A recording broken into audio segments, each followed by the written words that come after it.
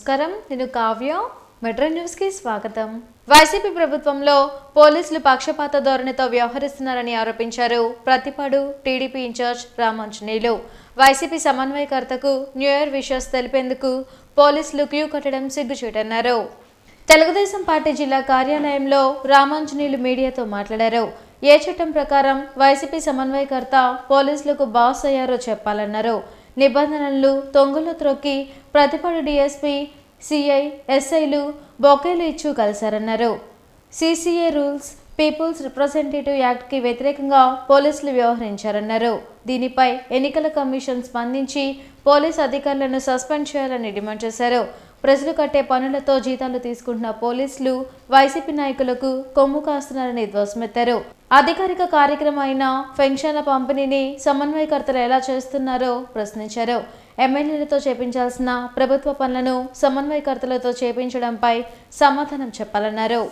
పత్తిపాడు నియోజకవర్గంలో YCP party నియమించినటువంటి సమన్వయకర్త ఆయనకు నూతన సంవత్సర శుభాకాంక్షలు తెలియజేయడానికి పత్తిపాడు నియోజకవర్గానికి సంబంధించి డిఎస్పీ, సిఐ, ఎస్ఐలు మొత్తం కట్టగట్టుకొని ఆయనకు కేక్ కట్ చేయడమే కాకుండా ఆయనకు బొకేలు ఇచ్చి ఆయనకు అభినందనలు తెలియజేయడం పోలీస్ శాఖకు సిగ్గుచేటు.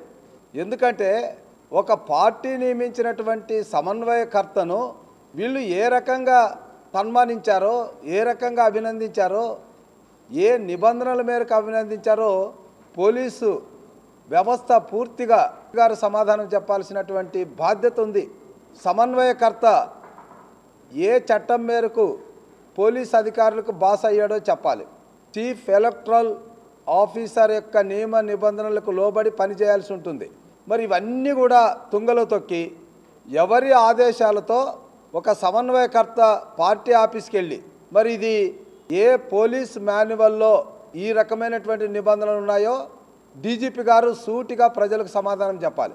బైజూస్ ఒప్పందాన్ని రద్దు చేయాలని డిమాండ్ చేస్తూ విద్యార్థి సంఘాలు ఆందోళన చేపట్టాయి. ఏఎస్ఎఫ్, ఏఐవైఎఫ్ ఆధ్వర్యంలో ధర్నా చేపట్టిన విద్యార్థి సంఘ నాయకులను పోలీసులు అడ్డుకుని అరెస్ట్ చేశారు. అరండల్పేట 4వ లైన్లోని బైజూస్ కార్యాలయాన్ని విద్యార్థి సంఘాల నాయకులు ముట్టడించి నిరసన తెలిపారు. ధర్నా చేస్తున్న విద్యా సంఘాల నాయకులను పోలీసులు అరెస్ట్ చేసి స్టేషన్కు తరలించారు. బైజూస్ కంటెంట్ పేరుతో రాష్ట్ర ప్రభుత్వం పెద్ద ఎత్తున అవినీతికి పాల్పడుతుందన్నారు. 7,000 రూపాయల విలువైన ట్యాబ్లను 18,000 రూపాయలకు కొనుగోలు చేసి ప్రజల సొమ్మును దోచుకుంటున్నారని మండిపడ్డారు. బైజూస్ కంటెంట్ పేరుతో విద్యార్థులను తీవ్ర ఇబ్బందులకు గురి చేస్తున్నారని విమర్శించారు. రాష్ట్ర ప్రభుత్వం వెంటనే బైజూస్ ఒప్పందాన్ని రద్దు చేయాలని డిమాండ్ చేశారు. కార్యక్రమంలో ఏఐవైఎఫ్ నాయకులు వలి, సుబ్బారావు తదితరులు పాల్గొన్నారు.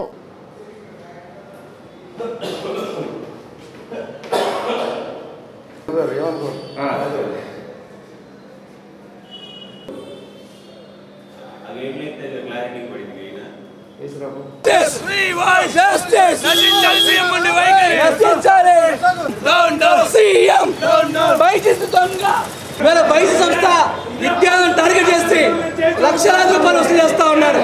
ఈ బైజూస్ సంస్థ ఎవరే అంటే లక్షలాది రూపాయలు చేసినట్టే పేద విద్యార్థులు ఇవాళ 750 రూపాయలు కొనుగోలు చేసే ట్యాబుల్ని 1,500 రూపాయలు పెట్టి ట్యాబులు కొనుగోలు చేస్తా ఉన్నారు. సుమారుగా 3,000 నుంచి 4,000 కోట్ల రూపాయల కమిషన్లు డైరెక్ట్ గా సీఎం అకౌంట్ పోయిన పరిస్థితి. కాబట్టి బైజూస్ సంస్థ అనేది ఒక పెద్ద మోసమైన సంస్థ.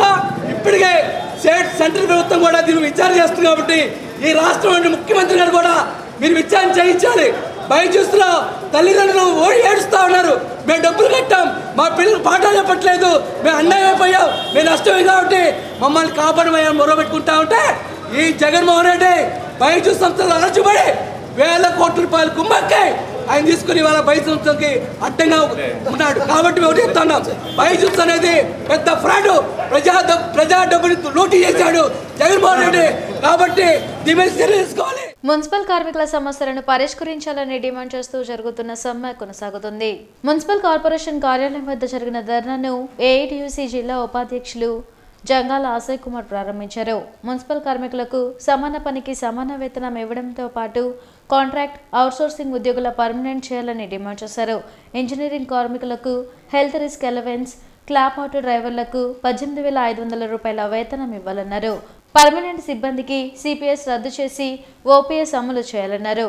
కొత్తగా తీసుకున్న కార్మికులకు ఆప్కాస్ జీతాలు, హెల్త్ అలవెన్స్లు అమలు చేయాలని డిమాండ్ చేశారు.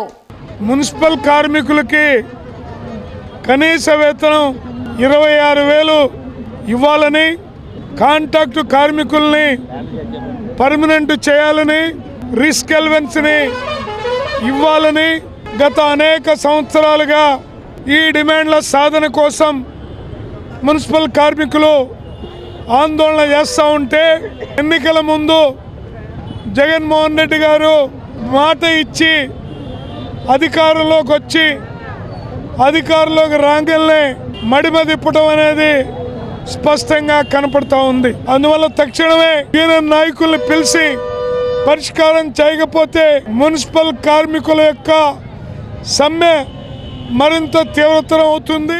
Lions Club of Guntur Pattabhipuram Vasavi club సంయుక్త ఆధ్వర్యంలో ఆఫీస్ బల్లలు, చైర్స్, విద్యార్థులకు బల్లల పంపిణీ కార్యక్రమం బ్రాడీపేటలో జరిగింది. శ్రీ శారదా నికేతనం పాఠశాలలో నిర్వహించిన కార్యక్రమంలో జిల్లా విద్యాశాఖ అధికారి శైలజ పాల్గొన్నారు.